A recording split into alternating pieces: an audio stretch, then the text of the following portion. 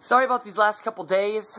We've been super busy working on the youth office up there. Excited.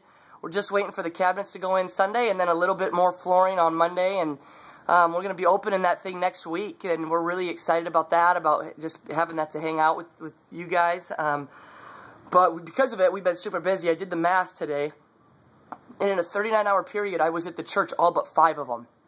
That was not last night, but the night before. I came home for about 4 or 5 hours of sleep at about 4 a.m. and then went back at 9 or 10 to get, just to keep trucking again. But it's been exciting and fun, and, I love that kind of stuff. So, but today I want to share with you guys, kind of get things kicked off towards Limitless. We're going to be talking about that for this next month, and just the unlimited level or unlimited amount of power and resource that God has. There are no limits to what He can do, not just in our life, but what He can do, period.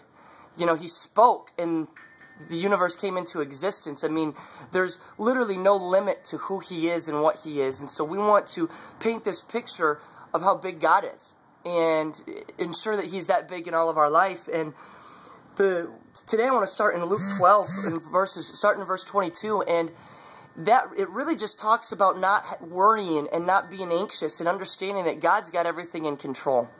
I think back to when I was 20 years old, going to this church in Fort Myers back there. In Fort Florida, we still had Sunday night services then, and I'm sitting at home on a Sunday afternoon thinking, man, I really can't get up to church. I was a poor college student. I had zero gas.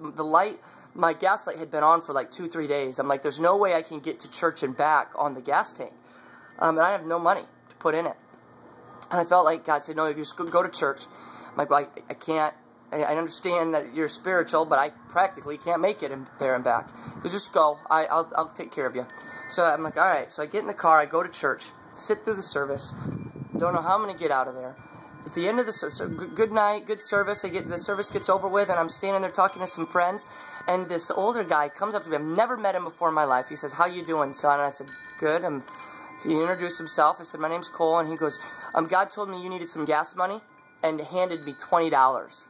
This guy I've never met before, and it was just so cool. It was such a great moment in my faith to just look at that and see there is literally no logical way that could have happened outside of God ordaining it and directing it. And it makes me think of this story here where this is what Jesus said to His disciples.